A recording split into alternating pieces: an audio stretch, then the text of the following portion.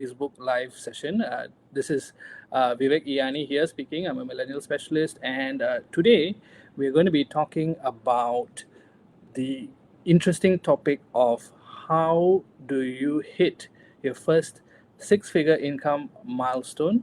So this is an initiative by Mandate Wealth Management, and I'm your host today, Vivek Iyani, and I'll be bringing on a special guest as well, so that he can share his stories on how he managed to do this.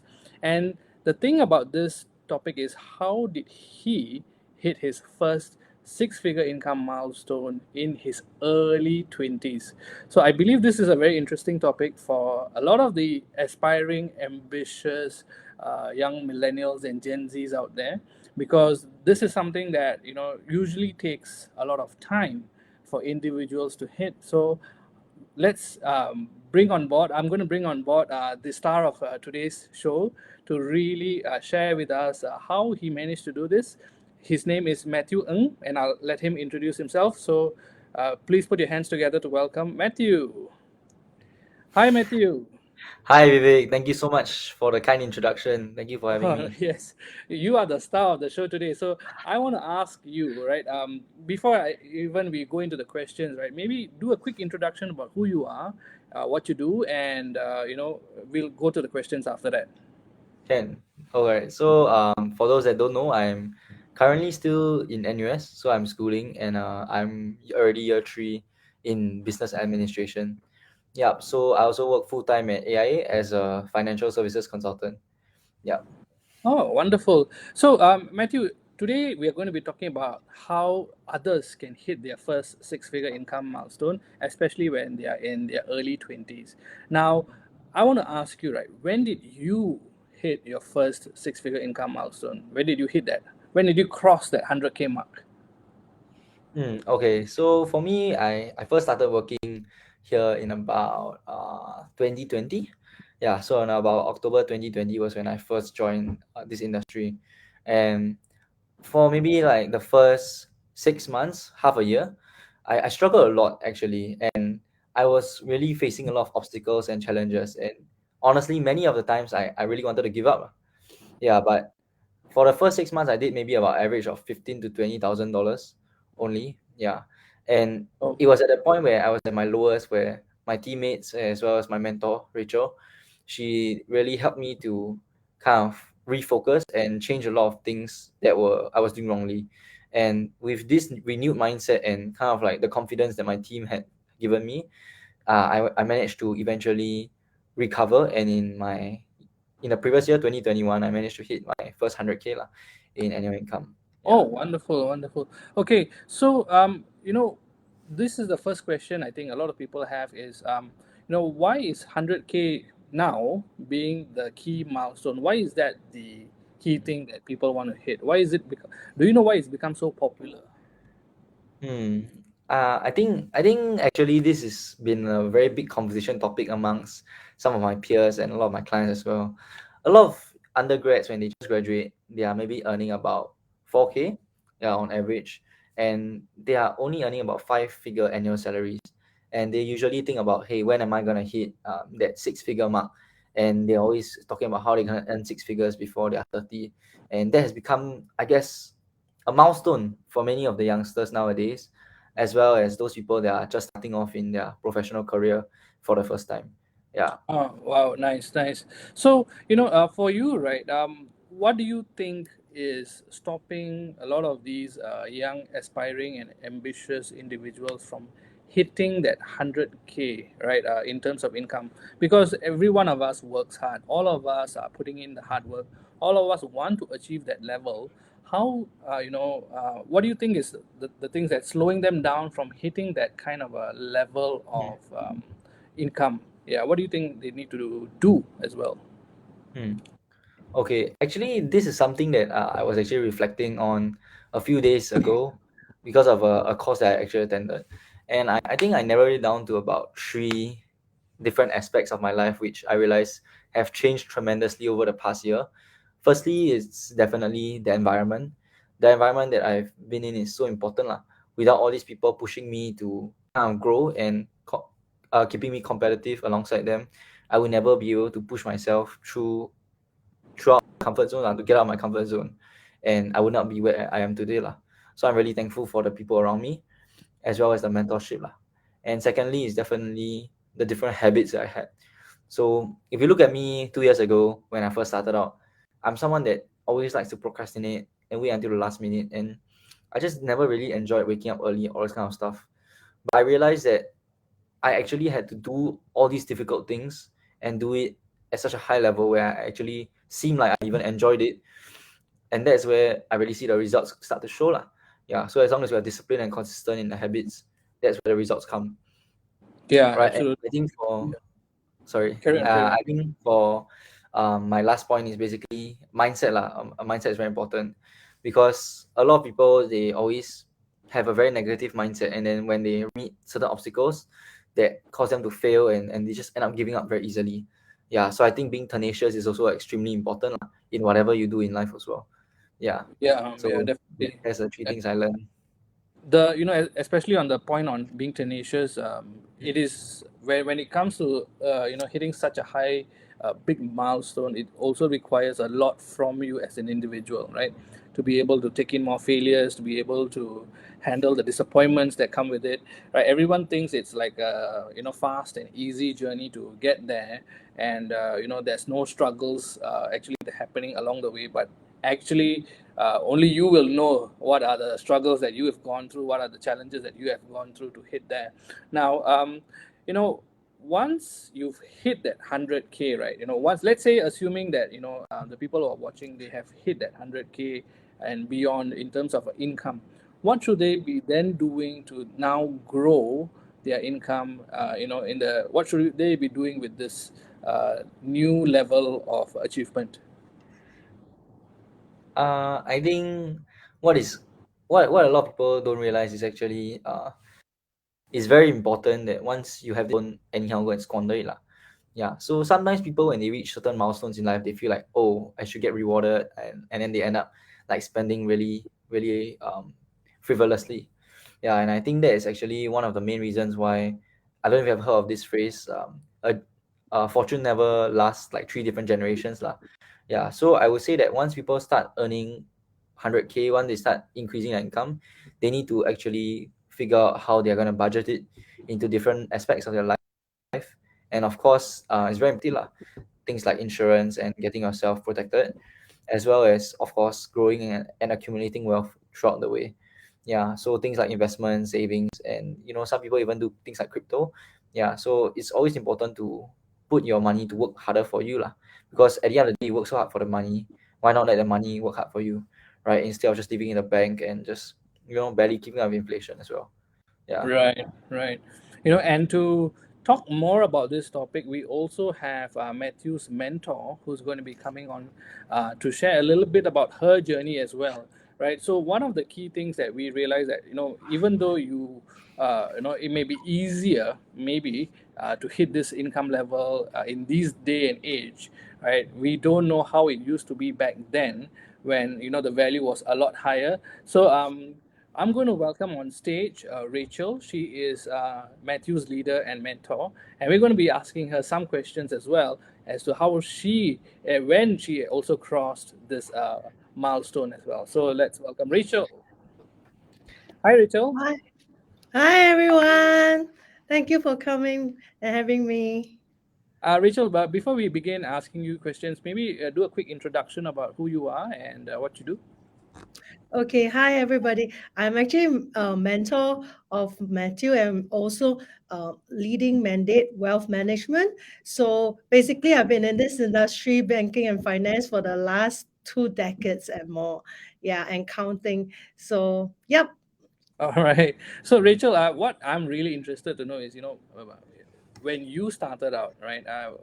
I'm sure that you've also had these dreams of getting the 5 C's, the 6 C's, right? So, I remember that you sharing that back then it wasn't as easy or as possible. So, when did you actually hit or cross over the six-figure income milestone? When did it happen for you? Okay, well, I'm all into 6 C's back then. In case many of you are really a millennials, you may not know the cash, condo, credit card, country club, a career, and of course, car. So these are some things that I ask myself that, yeah, I want to get them in the earliest and shortest time. What career can I actually have? So I embarked into a journey of entrepreneurship where my effort is equal to income. So my first year, I still vividly recall that it was 46,000. And then my second year was like 77, 84, and thereafter is 108 and all. So my income never come down. So at about 26 to 27, I actually earned my first 100,000 mark. Yeah. Wow, wow, wonderful. And I think it is very inspiring to hear from people like you because, a lot of us have bought into the narrative that, you have to go through the same journey that everyone else went through, which is, graduate, get a job, get promoted, and then work your way towards the career ladder. But I think one of the beautiful things about being in this space is that your whatever fruits you bear is basically based on your efforts that you put in. So the more effort you put in, the better you can do for yourself. And once you realize that the only thing that's stopping you is you, it becomes a lot more liberating as well. So Rachel, how did you do it? Can you share with us some secrets? How did you actually get yourself to go there? And I realize this, I acknowledge the fact that back then the corporate space was not as open and as diverse as it is today, right? Today, a lot of Yes. new developments have happened. People are much more welcoming of women in the workplace, and a lot of new initiatives are happening. But back then, I don't think it was like the case. So, what are some of your secrets? How did you manage to find all of those things? Because I really think that would inspire a lot of the people who are watching this today. Well, for me, when I first started, back 20 years ago, we are pen and paper. I still remember I have the water bottle, handphone, and a pager to start off with.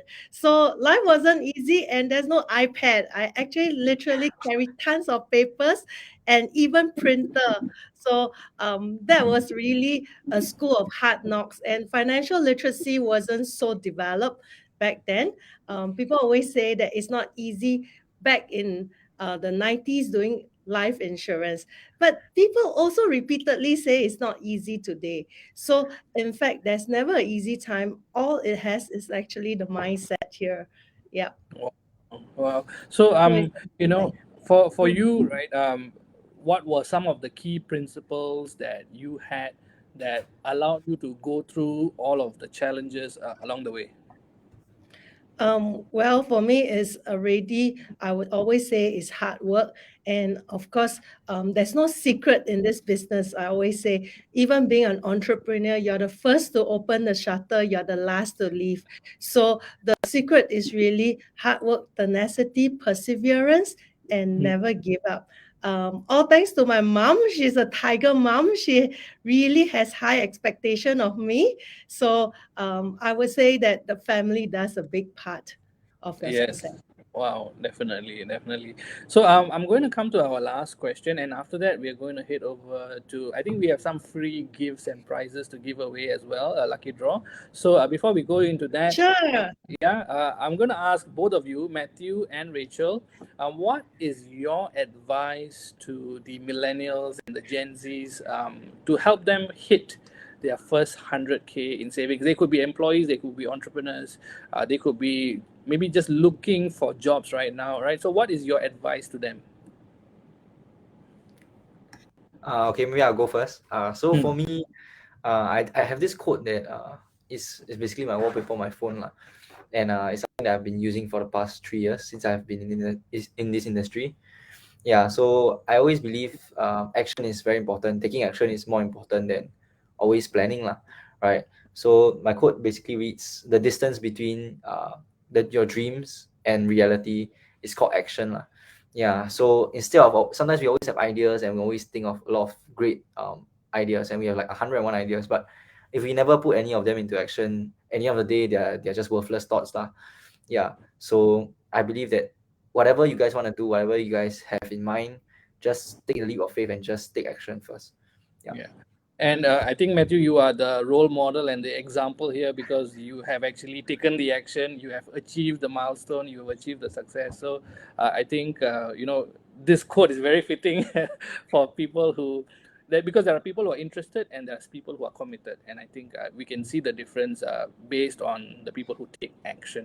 And Rachel, I'm curious to know what is your advice that you have for the millennials and Gen Zs who want to hit that milestone of that 100K.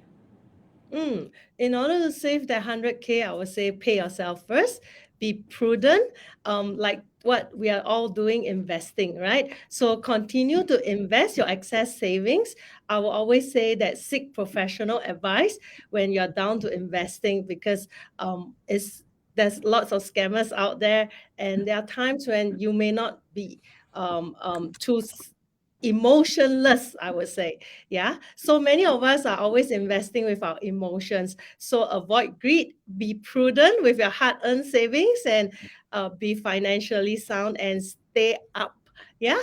Stay in the positive, like what Warren Buffett say, never lose your capital. Yeah.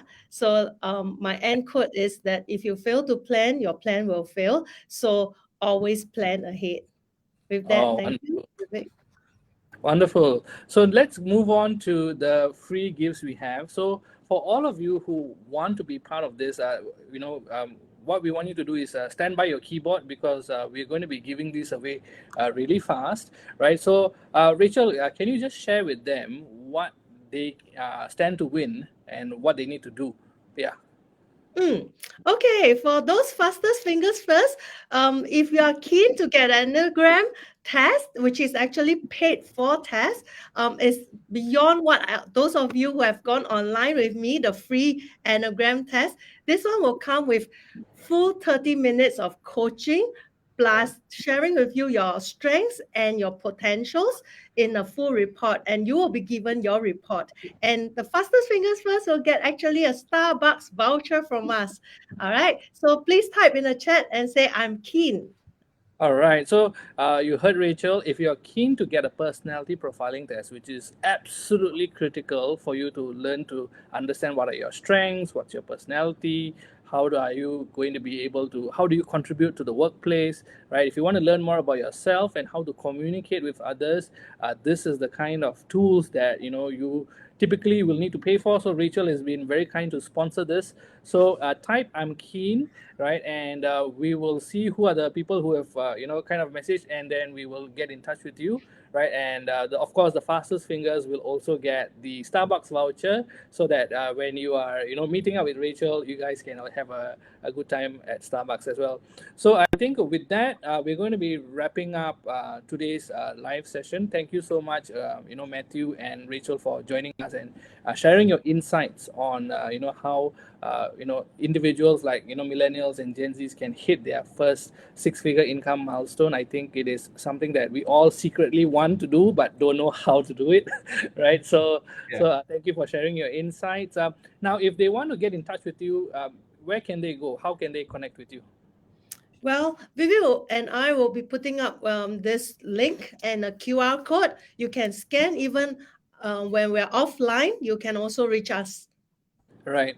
Yeah, so you can connect with us on LinkedIn and Facebook as well. Same for Matthew and Rachel and myself, right? So I look forward to see you guys next week. Next week, we will be having more interesting topics, things like ghosting, right?